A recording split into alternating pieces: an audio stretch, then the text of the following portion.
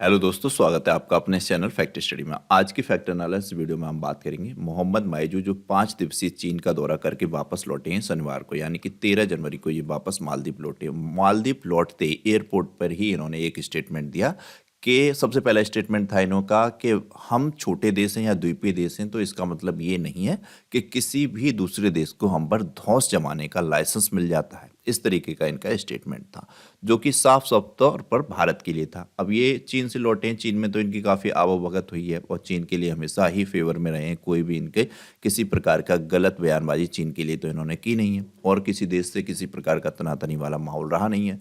तो इनमें इन्होंने नाम नहीं लिया, लेकिन ये साफ तौर पर भारत के लिए ही इनके शब्द थे। तो ये मामला तो सभी को पता है कहाँ से शुरू हुआ।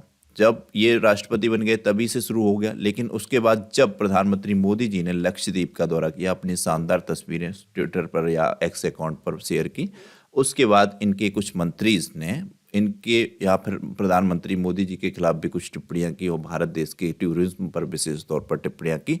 तो फिर भारत देश ने मालदीव के राजदूत को भारत में ही तलब किया और यहाँ से ही मामला तूल पकड़ गया। हालांकि इन्होंने अपने मंत्रियों को कुछ सस्पेंड भी किया, लेकिन उस तरीके से नहीं किया जिस तरीके से करना चाहिए था। ये एक तरीके से ऐसा था कि मतलब एहसान के तौर पर उस तरीके से था जैसे दिल से माफ़ी होती है, उस तरीके से नहीं थी। फिर उनका ये 5 दिवसीय चीन का दौरा था।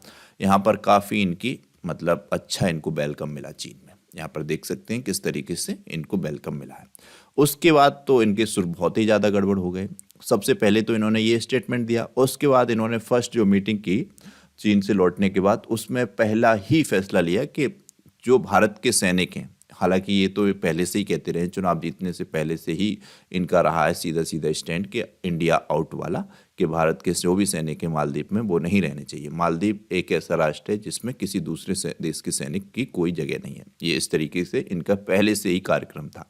लेकिन चीन से लौटने के बाद इन्होंने एक डेट डिसाइड कर दी, 15 मार्च। इन्होंने आखिरी तारीख दे दी कि 15 मार्च से पहले भारत जो भी अपने सैनिक हैं, वहाँ पर लगभग कई आर्टिकल या न्यूज़पेपर में है 75 में, कई में है 85 में, और कहीं कहीं पे 88 का भी जिक्र है कि भारत के सैनिक जो हैं 88 हैं। तो मतलब हैं 85 से 90 के बीच में ही। तो जो भी सैनिक हैं उन सैनिकों को भारत वापस बुला ले, वरना काफ़ी मामला बिगड़ सकता है। या इन्होंने कह दिया उन सैनिकों की हमारे देश में किसी प्रकार की कोई सुरक्षा की जिम्मेदारी नहीं है। तो जब इस तरीके का कोई भी स्टेटमेंट देता है तो ये काफ़ी चिंताजनक तो हो ही जाता है मामला। अब ये 15 मार्च के बाद मान लो किसी प्रकार की कोई भी हमारे भारत देश के सैनिक के साथ मालदीव में कोई घटना 0.1% भी होती है तो मामला तूल पकड़ जाएगा। ये तनातनी काफ़ी बढ़ जाएगी और माहौल काफ़ी टिपिकल हो जाएगा। तो भारत भी अब बुला ही लेगा 15 मार्च से पहले पहले अपने जो भी सैनिक हैं। तो इससे रिलेटेड तमाम आर्टिकल बड़े बड़े न्यूज़पेपर्स में छपे हैं। ये बड़े बड़ा हेडलाइन मिली है, जैसा कि 14 जनवरी को ये प्रमुख तौर पर रहा है ये मामला। तो इन्होंने ये 2 फैसले लिए। उसके बाद इन्होंने काफ़ी फैसले लिए। उसके बाद इन्होंने कह दिया कि अब भारत पर निर्भरता खत्म करेगा मालदीव। ये भी कहा जैसे कि भारत, जैसा कि आप सभी को पता है कि जो भी अनाज जाता है भारत से जाता है, मोस्टली मालदीव में दवाइयाँ जाती हैं भारत से जाती हैं। ऑपरेशन संजीवनी भारत ने ही चलाया था, तमाम दवाइयाँ भेजी थी कोविड के दौरान, मालदीव की काफ़ी सहायता की थी। लेकिन इन्होंने अब वो सब सहायता नकार दी है और कह दिया है अब इन्होंने कि मालदीव के लोगों का इलाज भी अब दूसरे देशों में होगा। मालदीव में कुछ इन्होंने जैसे कि सामान जाता था खाद्यान्न सामान, उसके लिए भी इन्होंने कह दिया अब दूसरे देशों से मंगाएंगे। तो इस पूरी पीपीटी में हमने ऐड किया है, ध्यान से देखिएगा, वीडियो बहुत इंपॉर्टेंट है। तो यहाँ पर हमने ऐड किया है मालदीव के राष्ट्रपति मोहम्मद मोइजू चीन से लौटने के बाद खुलकर भारत विरोधी फैसले ले रहे हैं। उन्होंने मालदीव पहुंचते ही भारत को बिना नाम लिए धमकी दी थी। वो धमकी वही मैंने आपको बताई। इन्होंने कहा था कि हम छोटे राष्ट्र हैं, तो इसका मतलब ये नहीं है किसी दूसरे देश को हम पर धौंस जमाने का लाइसेंस मिल जाता है या अधिकार मिल जाता है। तो मोइजू ने कहा था कि उनका देश भले ही छोटा है लेकिन उसे कोई धमका नहीं सकता। उन्होंने यह भी कहा था कि पिछली सरकार हर एक योजना के लिए एक खास देश पर निर्भर थी। अब इन्होंने पिछली सरकार को भी टारगेट किया है। तो यहाँ पर हमने देखा है जैसे कि भारत देश में भी ये चीज़ होती है। मोदी जी बने हैं जब से, या बीजेपी जब से सत्ता में आई है, उसके बाद लगातार कांग्रेस को टारगेट करती रहती है। यहाँ तक कि उसके पिछले 70 साल को टारगेट करती रहती है कि हर बात में कहीं भी कोई भी मामला हो घुमा फिरा कर ले जाती है कि पिछले 70 साल में क्या काम हुआ, क्या क्या हुआ। लेकिन ये चीज़ गलत है। आपको वर्तमान में कार्य करना चाहिए, अपना जो भी सिस्टम है सेट कीजिए, विदेशी राष्ट्रों के साथ संबंधों को अच्छा कीजिए। आप हमेशा ही मतलब जनता को भटकाने का काम करते हैं। आप कोई काम नहीं कर पाते तो उसके लिए दूसरे सरकार को दिखाने लगते हैं, देखिए हमने तो 2 नंबर का काम या 2% काम किया भी है, पिछली सरकार ने तो 2% भी नहीं किया, तो इससे काम नहीं चलता है। तो वैसे ही इन्होंने भी पिछली सरकार को भी यहाँ पर एक तरीके से निशाना बनाया, उस पर भी निशाना साधा कि सरकार हर एक योजना के लिए पिछली सरकार एक खास देश पर निर्भर थी। तो इस तरीके के मामले तो यहाँ पे भी हम देखते हैं। तो इनका इशारा भारत की ओर था। इन्होंने नाम नहीं लिया, नाम बेशक नहीं लिया, लेकिन ये चीज सब लोग समझदार हैं इतना कि ये किस के बारे में बात कर रहे हैं।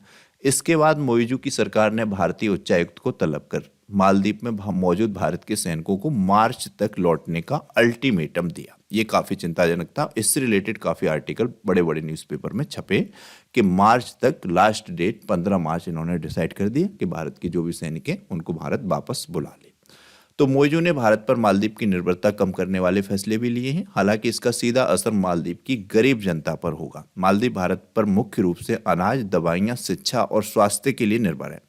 अब ये गरीब जनता पर किस तरीके से असर होगा? अब इन्होंने यहाँ पर कहा है कि जो भी इलाज होता था मालदीव का वो भारत और श्रीलंका में होता था, वो भारत और श्रीलंका में न होकर अब थाईलैंड और यूएई में होगा। अब इतना तो सभी लोग समझदार हैं, भारत और श्रीलंका जितना सस्ता इलाज यूएई और थाईलैंड में नहीं हो सकता।